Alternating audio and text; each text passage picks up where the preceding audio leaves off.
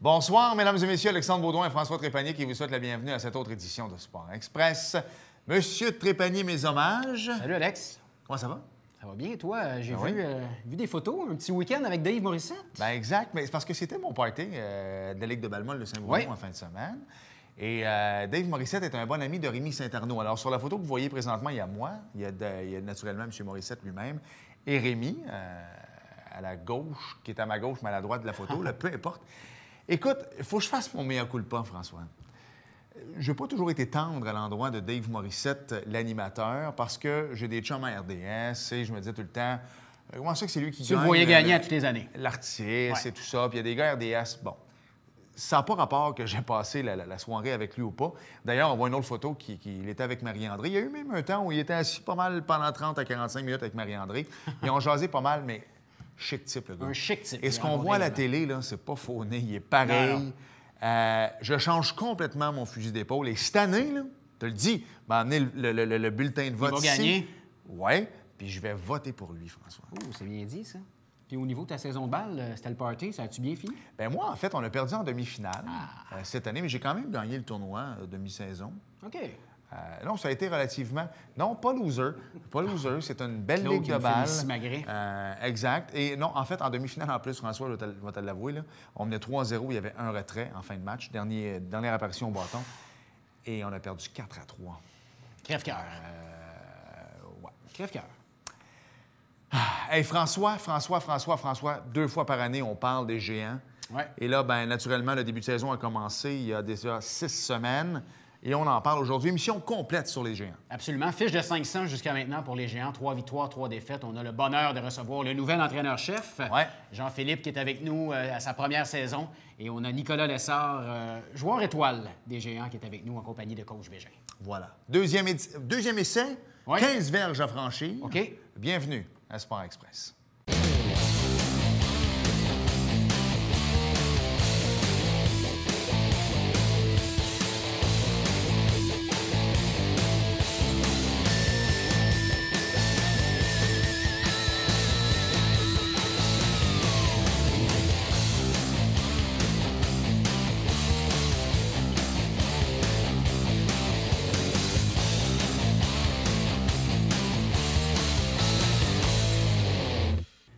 François, pour le prochain 20 minutes, on va parler d'une organisation qu'on aime beaucoup ici à l'émission Sport Express. Il vient nous visiter.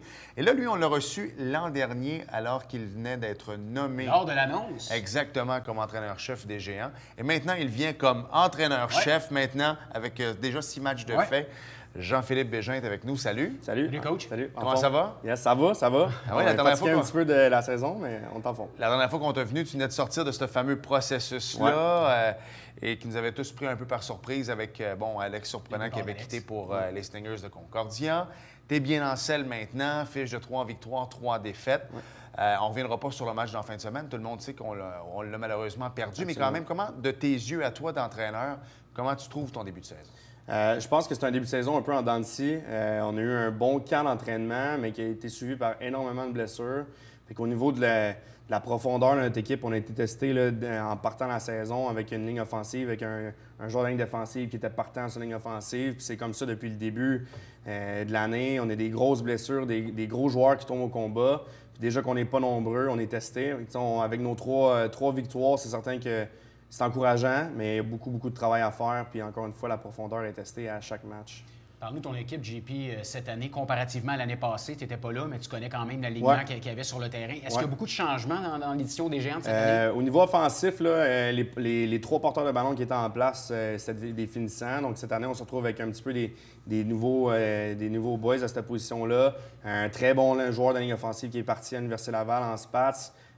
Donc à ce niveau-là, là, les plus jeunes offensivement ont su relever, je te dirais, là, quand même le défi. Défensivement, des gros morceaux qui sont partis aussi à la position de secondaire, là, en Marcheseau puis Lauson, qui sont universitaires, un à Sherbrooke, l'autre en Ontario, à Guelph. Donc, c'est des gros morceaux qui sont partis quand même sur la tertiaire. Christopher Cyril qui est rendu au GGs. Donc, on a quand même des très bons anciens qui ont déjà un impact au niveau universitaire. Donc, ça paraît, là, je te dirais que de voir ces gars-là graduer, c'est le fun. De voir qu'ils ont du succès, c'est le fun. Puis après ça, tu dis, dans le fond, l'année passée, l'équipe des gens était vraiment talentueuse.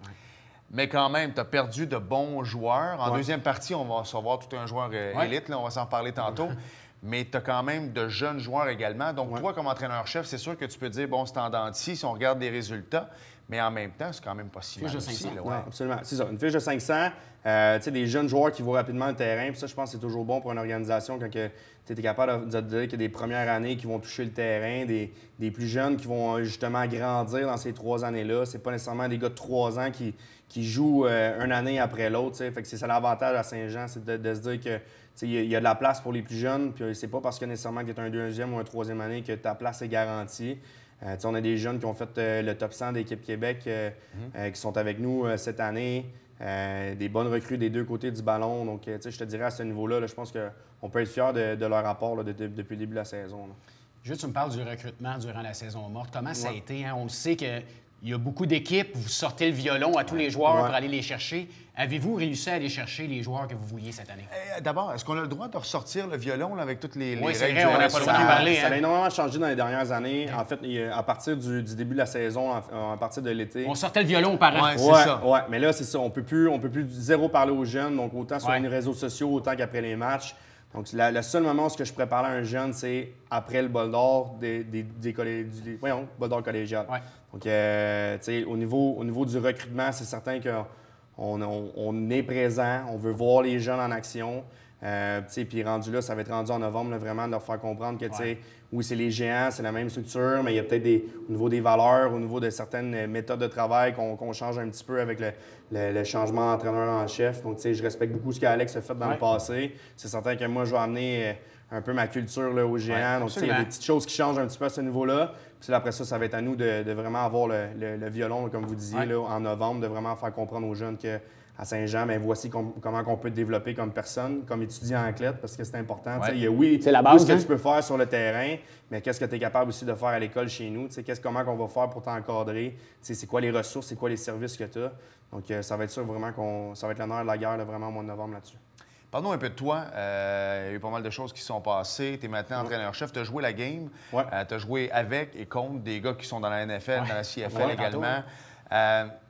Maintenant, d'être entraîneur, coordonnateur offensif, c'est une chose. Tu es entraîneur en chef dans le D1 maintenant, dans la plus haute catégorie collégiale au Québec. Comment tu trouves ça? Trouves-tu que ça va vite? Comment ça a été quoi tes ajustements à toi? Je pense qu'au niveau des divisions, il y a vraiment une coche au niveau physique. Là, je te dirais en division 1, qui est l'aspect qui est physique au niveau des lignes surtout. Je pense que ça paraît énormément lors des matchs, là, sur vidéo aussi. Tu te rends compte aussi que le lundi, mardi, les gars sont peut-être un petit peu plus maganés que ce que j'ai vécu dans le passé en Division 2. Au niveau, c'est certain qu'on regarde des athlètes là, ici et là, je pense exemple au Vieux-Montréal, qu'il y a déjà deux gars qui sont engagés de l'autre côté de la frontière aux États-Unis. Il y a énormément de talent dans cette ligue-là. C'est quand même impressionnant de voir le talent qu'il y a au Québec. Il y a beaucoup de monde qui vont parler des États-Unis. Il y a des belles choses qui se passent dans la NCAA là-bas. Mais il ne faut pas sous-estimer le collégial D1 au Québec. Il y a énormément de talent. Puis au Québec, on peut être fier de ce qu'on produit là, au niveau juvénile. Je pense à la Division 1, à la Division 1B. Il y a énormément de talent. Puis il ne faut pas oublier aussi tout ce qui se passe en dessous. C'est peut-être des kids qui ne sont pas nécessairement sur le radar, mais il y a des jeunes de la région en Division 4, en Division 3 qui sont remplis de talent. Puis ça fait en sorte que quand ils arrivent en Division 1, qui sont moindrement recrutés, moindrement bien coachés, on a ce qu'on a, une ligue qui est paritaire comme jamais. Là. Je pense que les 10 équipes en Division 1, là, il y a beaucoup, beaucoup de talent dans cette ligue-là. Vraiment beaucoup. C'est vrai que le foot va bien depuis plusieurs années. Les Alouettes ont été très forts, début des années 2000 et tout ça, de 2010, 2011. Les Cook Grace, exactement. Il y a eu un creux de vague à un moment donné, puis on le vit peut-être dans des niveaux inférieurs. Là, les jeunes de 10 ans qui ne s'identifient pas aux Alouettes du tout depuis les dernières années. Pour des gars comme vous autres qui coachez au foot, c'est le fun quand l'équipe en haut réussit bien. Est-ce que le fait que les Alouettes reviennent un peu à l'avant-plan cette année, ça va pouvoir aider le football plus jeune âge pour justement dans 3, 4, 5 ans? Paf, il y a une recrue. Je pense que au niveau de l'appartenance, vraiment au Québec du football, je pense que oui, il y a eu les Alouettes. Il ne faut pas oublier non plus que, je pense par exemple au Carabin et à l'Université Laval, qui ont fait en sorte que même dans les années de vache maigre des Alouettes, c'est deux programmes qui ont été capables d'avoir du succès à l'échelle nationale. Il ne faut pas sous-estimer aussi le sentiment d'appartenance locale. Exemple, les Géants de Saint-Jean, c'est une équipe Division 1 sur la Rive-Sud. Qu'est-ce qu'on est capable de faire, nous, pour redonner? Je pense beaucoup à ça. Moi, comme entraîneur en chef, qu'est-ce que je suis capable de redonner à des programmes qui ont peut-être un peu moins d'argent, moins d'entraîneurs en chef, moins de coach, je m'excuse. Qu'est-ce que je vais être capable de faire pour justement faire en sorte que le football va se développer? Parce que je pense que le football est en santé, oui, mais il y a encore beaucoup de craintes au niveau des conmotions cérébrales, des grosses blessures. Tu regardes les chiffres, il y a autant de commotions cérébrales au football qu'en cheerleading, qu'en soccer ou au hockey.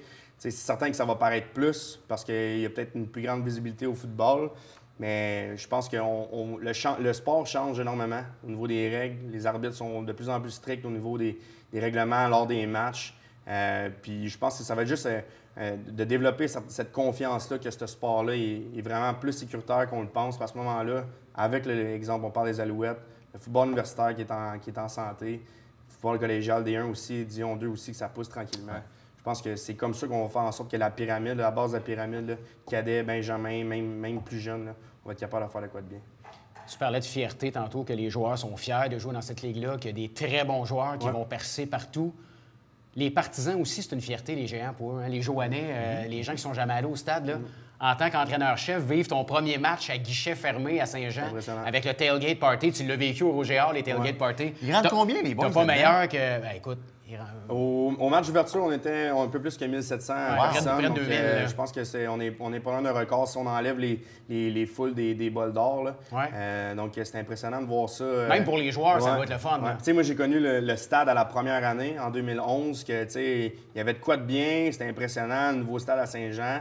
Il y avait eu du monde, mais de dire qu'on a 1700 personnes à nos matchs, c'est le fun. C'est le fun pour nous, puis c'est le fun pour les kids surtout. Là. Bien, certain. Je veux que tu me parles un peu, on en parlait hors d'onde tantôt, tu as eu la chance de jouer avec Mathieu Betts, avec Anthony Auclair, tu as joué contre Laurent Duvernay-Tardif. Comment c'est pour un Québécois qui a côtoyé ces gars-là, tu es ami avec eux, de les voir percer comme ça dans le football professionnel? Bien, je pense qu'on a beaucoup à apprendre de ces gars-là. Mathieu, c'est un gars qui adorait la game, c'est un gars qui, quand il embarquait sur le terrain, ça paraissait, il faisait en sorte ce gars-là. Il faisait en sorte que les joueurs autour de lui étaient meilleurs. Anthony Auclair, c'est un gars qui avait une éthique de travail incroyable. C'est un gars qui était carrière à Lennoxville, qui a fait le changement de position à cause d'une blessure à receveur, est arrivé à l'Université Laval, s'est développé avec ses coachs. C'est pas nécessairement des gars qui se sont présentés puis il y avait tout. C'est des gars qui ont progressé, qui ont appris.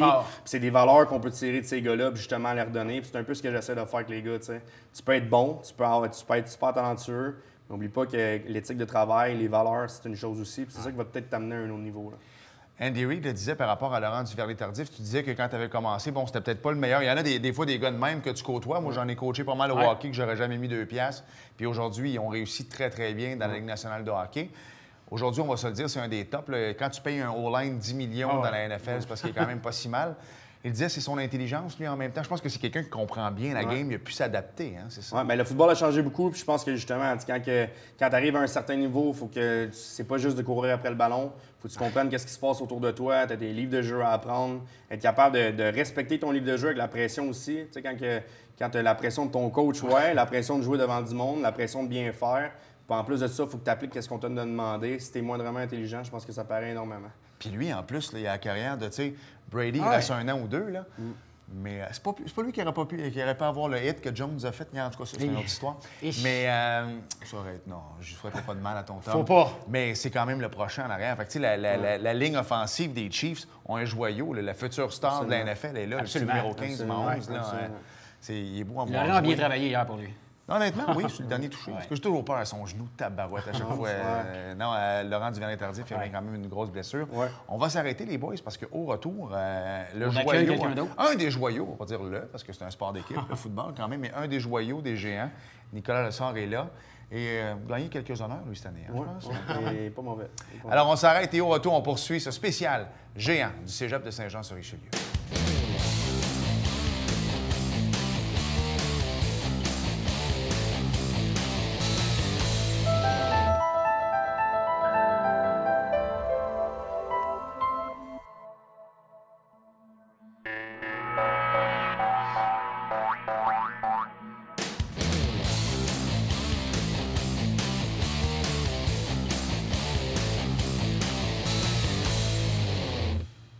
Nous sommes de retour avec Jean-Philippe Bégin, l'entraîneur en chef des Géants du Cégep de Saint-Jean-sur-Richelieu. C'est le même maintenant, le Cégep de Saint-Jean-sur-Richelieu, c'est plus juste les... Saint-Jean. Cégep de Saint-Jean. Non, on a rajouté Cégep. Absolument.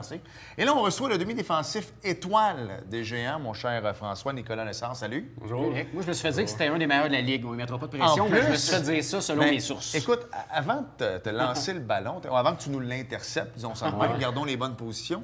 Parle-moi un peu de Nicolas. Nick, c'est un gars qui est super athlétique pour un gars de sa shape. Là. On l'utilise beaucoup du côté court. C'est souvent la position où tu vas mettre ton meilleur demi-défensif ou presque. C'est un gars qui aime beaucoup la game. Je pense que... En tout cas, moi, je le connais depuis le mois de mars, là, ou un peu plus. J'avais entendu parler de lui un petit peu dans le passé, à cause qu'il avait fait l'équipe Canada et tout. C'est un gars qui aime apprendre, qui aime vraiment apprendre, puis il fait en sorte que les gars autour de lui sont meilleurs. Donc, je pense que c'est tout à son honneur. Cette année, là, il y a un très beau début de saison. Je suis convaincu qu'il ne s'assoit pas là-dessus pour le reste. Comment ça a commencé le football pour Nicolas Lessard? Dans le fond, j'ai commencé à 8 ans. Je viens de Saint-Julie. Puis l'équipe qui était le plus proche de chez nous, c'était les Barons de Saint-Bruno. Écoute, tu parles d'un gars de Saint-Bruno. Baron, mon ami. On va y aller, nous autres, JP. All the way, les Barons. Ouais, c'est ça. Puis mon père, il a évolué là-dedans pas mal toute sa vie. Il était le football. J'ai comme un peu grandi là-dedans. Puis à 8 ans, j'ai décidé de me lancer. J'étais un joueur de hockey avant. J'ai décidé de jouer au foot pour les Barons. Après, au secondaire, j'ai suivi les traces de mon grand frère qui a joué au Collège Charlemagne. J'étais allé au Collège Charlemagne, j'ai fait mes 5 ans là. Puis j'ai choisi le Cégep de Saint-Jean-sur-Richelieu pour continuer. Pourquoi? Bonne question. Écoute, c'est sûr que les installations du Cégep sont vraiment très, très belles comparées à beaucoup de Cégep au niveau collégial. C'est vraiment des très belles installations. Le coaching staff c'était un très bon coaching staff. J'aimais. Tu as dit « était » vraiment? Parce que c'est Alex Surprenant qui t'a... Le coach regrette peut-être de t'avoir ramené, mais ça continue. Là, c'est un bon coaching staff. C'est encore un très bon coaching staff. Je suis vraiment content de mon choix. Je regrette aucunement. Bien, tu l'as dit en donne. Il n'est pas venu à cause de toi, mais il aurait pu quitter aussi. Absolument. Ouais. Voilà. Okay. Donc, il a décidé de rester, ce qui est assez bon. Oui, exact. Hey, juste de même, vous parlez d'installation, les boys. Moi, dernièrement, je suis dans les arénas, puis il n'y a pas encore de neige. Fait que quand j'arrive, moi, je coach ma fille. Fait que malheureusement, c'est un autre. Je peux pas rentrer dans la chambre avant que tout soit tout habillé. Alors, je me promène. Il y a beaucoup de terrains de foot dernièrement à côté des écoles ou des arénas. Saint-Bruno, c'est en synthétique, là, mais il y a bien des terrains. C'est rendu pas mal ça, la norme au Québec. Les terrains sont tous en synthétique. Oui, bien, au niveau de l'entretien aussi, là, on a un terrain naturel à Saint-Jean, puis ça coûte très, très cher au niveau simplement de l'entretien, au nombre d'heures aussi que tu as droit d'utilisation pour garder un beau terrain. Je pense, exemple, au Condor de Beauce, là, que c'est une des seules équipes encore au collégial qui a un terrain naturel, mais ils ne pratiquent pas dessus. Il est juste utilisé pour jouer sur le terrain. Donc, d'avoir un terrain synthétique, c'est l'avantage pour ça. Puis aussi, au niveau de la game, c'est plus rapide, c'est plus fun pour les joueurs. À Saint-Jean, c'est ça? Oui, aussi. Synthétique. Parfait. Donc, il reste juste un terrain, en fait, qui est du terrain. On a un terrain naturel pour le soccer vraiment qui est à côté. Ouais, puis on a notre terrain synthétique pour les autres sports. Là. Mais pour les genoux, là, parce que, tu sais, comme Drogba, quand il venait jouer pour l'Impact, il ne voulait pas jouer sur du synthétique. T'as vois-tu la différence, toi? Non? Pas vraiment. J'ai pas vraiment joué sur un terrain naturel dans ma vie. J'ai vraiment... La plupart du temps, je vais là sur un terrain synthétique. Je ne peux pas en dire la différence. Et vous n'avez pas à vous adapter quand vous allez jouer en Beauce et OK, là, c'est pas un terrain synthétique. Nous autres, on ne joue pas en Beauce parce qu'on est en Division 1 puis eux sont en Division 2. Oui, comment François, Division 1? Il y a 10 équipes de moins de chance. C'est une blague. Comment tu trouves ça? D'abord, pas le coaching staff, mais ta saison. 3 victoires, 3 défaites, t'es demi-défensif. C'est sûr que lui, il aime ça t'avoir le moins souvent possible sur le terrain, mais quand tu es sur le terrain, il aime ça t'avoir là aussi parce que ta carrière collégiale va très, très bien. Mais parle-nous un peu pour les néophytes à la maison, demi-défensif. Donc, toi, souvent, ton rôle, c'est quoi? Tu vas vers les carrières, tu vas intercepter le ballon, c'est quoi un peu? Là? Ça, dans le fond, tu as les receveurs de passe qui vont courir des tracés, le carrière va leur lancer. Dans le fond, en gros, ma job, c'est d'empêcher les receveurs d'attraper le ballon. Okay. Quand ils l'attrapent, des plaqués, puis des fois, venir aider sur le jeu au sol, de plaquer le porteur de ballon. Ça se résume pas mal à ça, ma job. Tu sais, quand on est jeune, on veut lancer le ballon, on veut attraper des ballons pour être justement un receveur de passe. Mais qu'est-ce qui fait qu'un jour, on se dit, bien, moi, je vais empêcher des faire? Est-ce que c'est des gars comme toi qui disent, toi, tu aurais peut-être cette aptitude-là, vas-y, ou il y en a qui y vont par eux-mêmes? Bien, je pense que Nick, son avantage, c'est qu'il a déjà été receveur. Puis un très bon demi-défensif. Je pense que c'est plus difficile d'être un bon demi-défensif qu'être un receveur.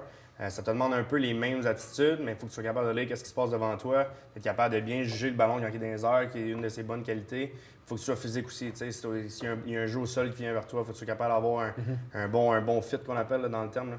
Fait que, c'est c'est des joueurs qu'on va être capable de voir, exemple, à receveur, qu'on va dire peut-être toi, tu serais capable de nous aider défensivement. Puis au niveau de sa grandeur aussi, souvent, un grand demi-défensif, ça rapporte parce qu'au niveau, quand il y a le ballon dans les airs, justement, il va être capable de prendre position sur le receveur. Souvent, on va parler des universités tantôt parce que je veux savoir si tu t'es commis à quelque part. Mais revenons au niveau professionnel. Je sais que les terrains au Canada sont plus larges, on va se le dire. Souvent, un demi-défensif qui arrive des États-Unis ne réussira pas toujours ici parce que c'est pas la même affaire. Donc ça peut aider aussi cette position-là si tu vas aller professionnel un jour. Parce que l'américain, c'est plus difficile un peu. Les terrains sont beaucoup moins larges aux États-Unis, non? Oui. Une grosse différence aussi, c'est que quand tu arrives au football canadien pour un Américain, les receveurs peuvent être en mouvement. Ce que tu n'as pas aux États-Unis. Aux États-Unis, c'est un joueur à la fois, de façon linéaire.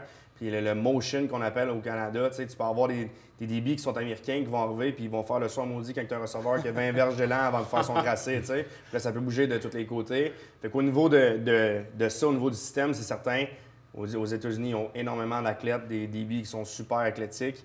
Je pense qu'on a un petit peu un désavantage au Canada. Pour ça, les équipes professionnelles canadiennes ne vont peut-être pas nécessairement laisser la chance aux demi-défensifs canadiens de se prouver. C'est pour ça que souvent, exemple, des joueurs qui vont percer au niveau collégial, universitaire, vont peut-être être demandés à changer de position rendu professionnel. C'est là qu'on peut plus les voir dans le rôle de safety, maraudeur.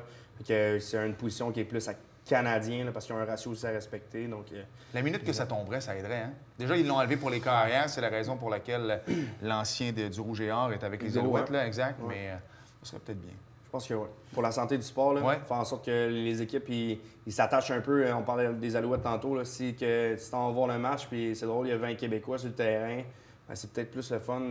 J'enlève absolument rien au talent américain. Là, mais je pense qu'au niveau de l'appartenance qu'on parlait tantôt, je pense que ça pourrait être bien. On est en plein milieu de saison présentement, 3 victoires, 3 défaites. Je comprends, puis le coach a tout à fait raison, que vous devez avoir la tête à votre équipe au football collégial, mais on ne se mettra pas la tête dans le sable. Non, pose-la ta question. C'est ta dernière année au niveau collégial.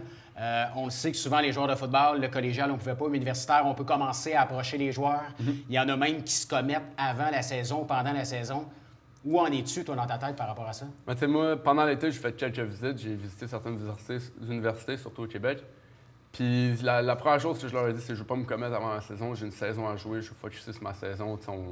On ne va pas se le cacher, on veut tout se rendre en finale, on veut tout gagner le bol d'or. Puis je veux focuser, je veux tout mettre mes pions dans cette saison-là pour maximiser mes performances et aider le plus possible l'équipe. Parce que je pense pas que c'est en focusant sur l'université, focusant sur ton avenir que tu vas bien performer dans le présent. Mais ta saison de football ne se finira pas après le collégial. Là. Non, vraiment pas. Non. Et toi, quand tu entends ça, tu dois aimer ça aussi, là, parce que à la base, il y a le football, mais il y a sa carrière, il y a son futur aussi là-dedans. Les études? Les études. Fait que comment tu gères ça, toi? Parce que tu as bien beau dire « je veux pas », mais en même temps, tu as lui, tu as sa famille, tu as ci, tu as ça. Comment toi, tu gères ça? Lui, ça a été facile, là. Il n'a pas voulu le faire, mais c'est pas tout le temps le cas. C'est un peu un message que j'ai parlé à tous mes finissants.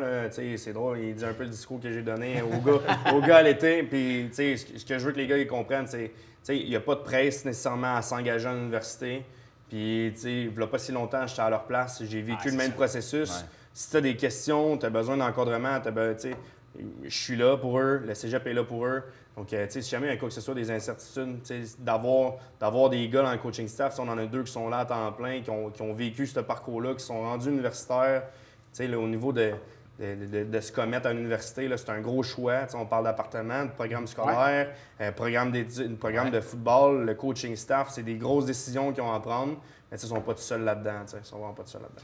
C'est une pression que vous avez? Tu joues un match, tu le sais, il va y avoir des gens de l'Université Laval qui sont là, des Carabins qui sont là pour venir te voir jouer, toi en particulier, des fois. Est-ce que c'est une pression que vous vous mettez ou tu essaies de mettre ça de côté? Moi, c'est sûr que quand tu vois ça, quand tu vois comme on dit, les chandails rouges de l'Université Laval, les chandails bleus des Carabins, peu importe quelle université va être là, c'est sûr que oui, ça met une certaine pression, mais je veux dire, il faut être capable de mettre ça de côté puis jouer ta game pour pas que ça te dérange. Je pense que cette saison, en fait, pas juste cette saison, j'ai été capable de faire ça. Parce que tu viens d'établir un record de la Ligue en D1 là, au niveau des interceptions. Félicitations. Ouais, merci beaucoup. C'est ça, puis on se mettra pas la tête dans le sable non plus. Tu disais tantôt, je vois l'Autruche. Le gars a représenté l'équipe, le Canada, vient de battre un record. Tu le sais, dans les estrades, ils viennent voir jouer quelques gars de ton équipe, mais en particulier lui. Fait que, tu sais, faut que tu gères ça. Oui, il y a du talent. Mais les gars universitaires, ils comprennent que c'est pas une boucherie ou un buffet. Tu les connais, les gars, ils te respectent. Ils vont respecter notre travail, ils vont respecter les jeunes aussi. Je pense que l'important, c'est eux autres, ils comprennent qu'ils doivent pas mettre de pression. Ils en ont déjà en masse à penser. Est-ce que tu gères? Moi, il y en a que j'ai coaché au hockey, c'est genre, si le Phoenix de Sherbrooke qui est dans les estrades vient pas me le dire, ça va me stresser pour mon match. Il y en a-tu toi qui te disent, je sais bien, ils ont peut-être leur manteau de McGill ou du Rouge et Or, mais il y en a-tu qui disent, moi, je veux pas le savoir parce que ça va me stresser? Non, je pense pas. Je pense pas. Puis, on parlait tantôt de pression, là, les gars qui sont intelligents et capables de bien faire malgré la pression que tu as. Je pense que de juste savoir qu'il y a quelqu'un qui est là pour te regarder, ça devrait pas changer ton comportement sur le terrain. Tu devrais être capable de te donner à 100% quand même. C'est justement de focusser sur les bonnes choses. Il reste 30 secondes, les boys. À quoi on s'attend pour le reste de la saison, les équipes qu'on va affronter? Est-ce que le calendrier est... Je sais bien qu'il y a une parité, on l'a dit, mais est-ce que c'est un bon calendrier pour vous? C'est certain qu'on a une grosse fin de saison. On s'en va à Québec en fin de semaine. Limoilou qui a une très belle saison, une très belle équipe cette année. On a une semaine de congé pour finir ensuite contre Garneau puis Vieux-Montréal qui sont dans le top 4 de la Ligue. Là. Donc, ça sera pas donné, mais comme j'ai dit aux gars toutes les semaines, il faut s'améliorer. Il faut être sûr certain qu'à chaque match, c'est notre meilleur de l'année. Qu'on progresse de semaine en semaine. Puis comme ça, on va avoir du succès. Jean-Philippe, Nicolas, merci beaucoup, messieurs. Le mot de Cambronne pour le reste de la saison. Le mot de Cambronne pour ta carrière, mon cher. Merci. Merci.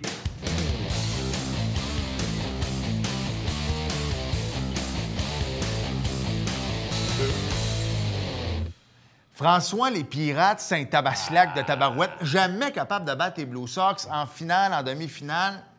Le pire, c'est qu'on les avait pas invités pour pas leur porter malheur. Ils ont perdu. J'ai parlé à François Lefrenière. Ils vont venir faire le bilan très bientôt à Sport Express. Je l'espère. Parlons un peu des forts. Oui, bien, jeudi, dimanche, on a un match à domicile. Donc, pour les amateurs de hockey, on a du bon hockey ici dans la région, du côté de Chambly. Allez encourager les forts. Et toi, NASCAR, Alex? Ça va bien. Là. Ils étaient comme 0-3. Là. Ils sont comme 3-4-1, les forts. Écoute, j'avais tellement hâte de parler de NASCAR que j'ai oublié de dire qu'il y avait quand même une belle fiche. Ben, non, mais ça s'en vient. Le début de saison. Salutations à Marc-André et JD. Voilà, exactement. Il faut parler de NASCAR, François, parce que c'était la 3e et dernière course de la ronde des 16 dimanche dernier, alors qu'était présenté le Bank of America. Ah, c'était celui-là, OK. Roval 400 sur leur Charlotte Motor Speedway. Naturellement, c'est à Charlotte, en Caroline du Nord. Chase Elliott a devancé Alex Bowman, bien connu dans sa famille, et Kevin Harvick pour remporter les grands honneurs de cette course sur un circuit qui combine un tracé routier, aéro, et un tracé ovale, VAL, ce qui fait le Roval. Voilà, exactement. Il a aussi remporté la 2e étape. Glenn Boyer, un autre qui est bien connu dans sa famille, et Brad Keselowski ont complété le top 5. C'est Kyle Larson qui a remporté la première étape. Newman, Almirola, Jones, Kurt Busch sont éliminés. Est-ce que vous avez suivi? Parce que moi, je suis tout mêlé. Alors, classement des pilotes pour la fin de la ronde des 16. Il ne reste plus de temps. Busch, Truex, Hamilton, Hamlin. Il n'y a pas d'Hamilton, c'est Hamlin, Logano, Harvick. Prochaine course, c'est le Dry Dean 400. Maryland. C'est le Dry Dean. Dry Dean. Ça, c'est comme du Pennzoil. Tu comprends? Oui. Dry Dean 400. Merci. Merci, Alex. Dry Dean. Tu l'as manqué. Et on se reparle la semaine prochaine. Bye-bye.